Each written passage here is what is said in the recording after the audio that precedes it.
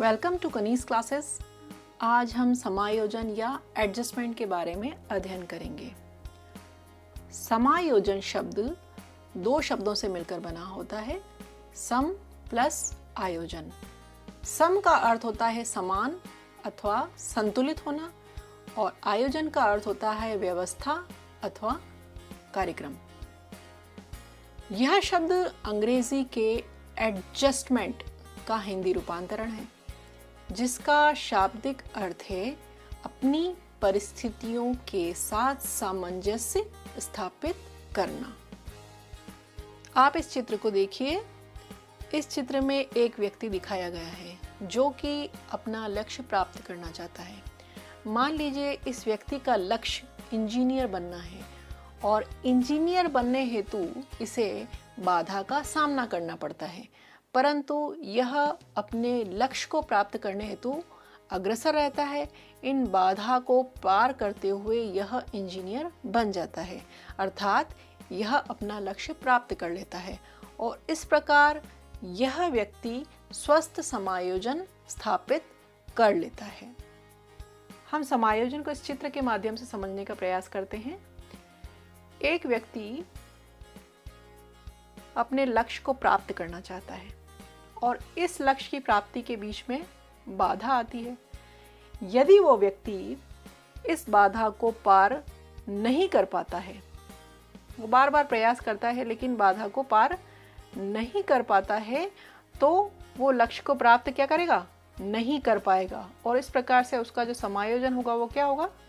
कुसमायोजन, या हम इसे कहेंगे एक अस्वस्थ समायोजन। लेकिन ये व्यक्ति अब क्या करता है? अपने लक्ष्य का परिवर्तन कर देता है।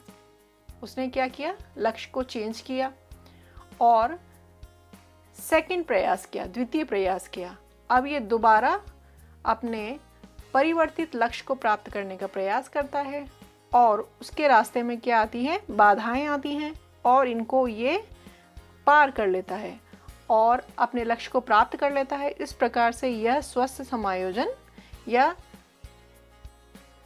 समायोजित हो जाता है। इसको एक उदाहरण के द्वारा हम समझते हैं। मान लीजिए ये व्यक्ति है और इसने अपना उद्देश्य निर्धारित किया कि इसको क्या बनना है? इंजीनियर। अब ये इंजीनियर बनना चाहता है लेकिन अनेक बाधाएं इसके सामने आती हैं और इन बाधाओं को ये पार नहीं कर पाता है। अब लक्ष्य चेंज करके इसने क्या लक्ष्य बनाया है? ये चाहता है कि मैं प्राध्यापक बनूं। यहाँ पर उसने लक्ष्य चेंज कर दिया। इसने यहाँ पर क्या किया? बैरियर इसके आए। इसने बीएससी के बाद एमएससी किया और अपना लक्ष्य प्राप्त कर लिया, ये प्राध्यापक बन गया। इस प्रकार से इसने स्वस्थ समायोजन स्थापित किया। इस प्रकार से हम समझ गए हैं कि समायोजन क्या होता है। समायोजन की हम कुछ परिभाषाएं यहाँ पर देख लेते हैं। स्किनर महोदय ने क्या कहा है समायोजन के बारे में? समायोजन एक अधिगम प्रक्रिया है। कॉलमैन ने कहा है समायोजन तनाव एवं संघर्ष तथा समस्याओं से बाहर निकलने की प्रक्रिया है। ये हमने अभी चित्र के माध्यम से समझा ही है कि व्यक्ति जब अपने लक्ष्य को प्राप्त करता है तो उसे तनाव का सामना करना पड़ता है, वो संघर्ष भी करता है, उसके अनेक प्रॉब्लम्स भी आती है और इनको पार करते हुए वह समायोजन स्थापित कर लेता है। फिर हम देखते हैं वुडवर्थ की परिभाषा। वातावरण के साथ संतुलन की स्थिति को समायोजन कहते हैं। रॉस महोदय ने कहा है सामाजिक एवं मानसिक संतुलन को ही समायोजन कहते हैं। इसके अलावा परिभाषा दी है स्टैनगर ने। स्टैनगर की परिभाषा है समायोजन एक सामाजिक प्रक्रिया है जो व्यक्ति को संतुलित करती है। एक अन्य परिभाषा है वॉन हेलर की।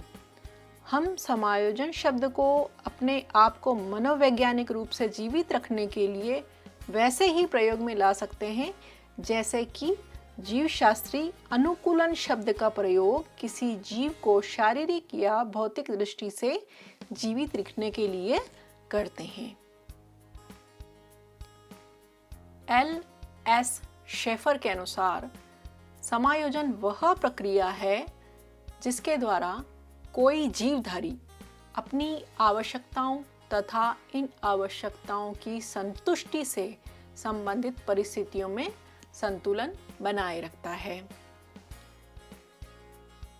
गेट्स, जैरसील्ड एवं अन्य ने परिभाषा दी है, समायोजन एक ऐसी सतत प्रक्रिया है जिसके द्वारा एक व्यक्ति अपने व्यवहार में इस प्रकार परिवर्तन करता है कि उसे स्वयं अपने वातावरण के बीच और अधिक मधुर संबंध स्थापित करने में मदद मिल सके। इन सब परिभाषाओं के आधार पर हम कह सकते हैं कि समायोजन एक ऐसी प्रक्रिया है जिससे सुखी व संतोषप्रद जीवन की राह पकड़ी जा सकती है। अर्थात व्यक्ति जब समायोजन स्थापित कर लेता है तो उसमें तनाव का लोप हो जाता है और वह क्या हो जाता है, सुखी और संतोषप्रद जीवन यापन करता है। अगला देखिए, मनोवैज्ञानिक रूप से अच्छी तरह जीने हेतु समायोजन आवश्यक है। ये सब हम ही जानते ही हैं कि अगर वो उसको अच्छी तरह से जीवन जीना है तो क्या करना होगा, समायोजन स्थापित करना होगा। समायोजन व्यक्ति को परिस्थिति के अनुकूल ढलने में सहायता करता है। समायोजन से व्यक्ति अपनी इच्छाओं, आवश्यकताओं व योग्यताओं में तालमेल बिठा पाता है। अब आगे हम देखते हैं, अर्थात समायोजन के द्वारा हम परिस्थितियों के अनुसार स्वयं को ढालने का प्रयास करते हैं। दूसरी ओर समायोजन हमें इतनी शक्ति और सामर्थ्य देता है कि हम परिस्थितियों को अपने अनुसार बदलने की क्षमता रखते हैं। अब हम एक नजर डालते हैं समायोजन की प्रकृति पर। समायोजन निरंतर चलने वाली प्रक्रिया है।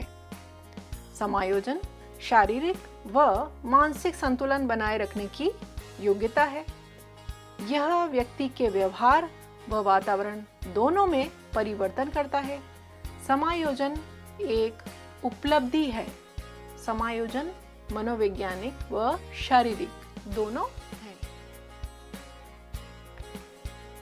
समायोजन के प्रकारों पर एक नजर डाल देते हैं। समायोजन 3 प्रकार के होते हैं: व्यक्तिगत समायोजन, पर्सनल एडजस्टमेंट, सामाजिक समायोजन, सोशल एडजस्टमेंट, और व्यावसायिक समायोजन, ऑक्यूपेशनल एडजस्टमेंट।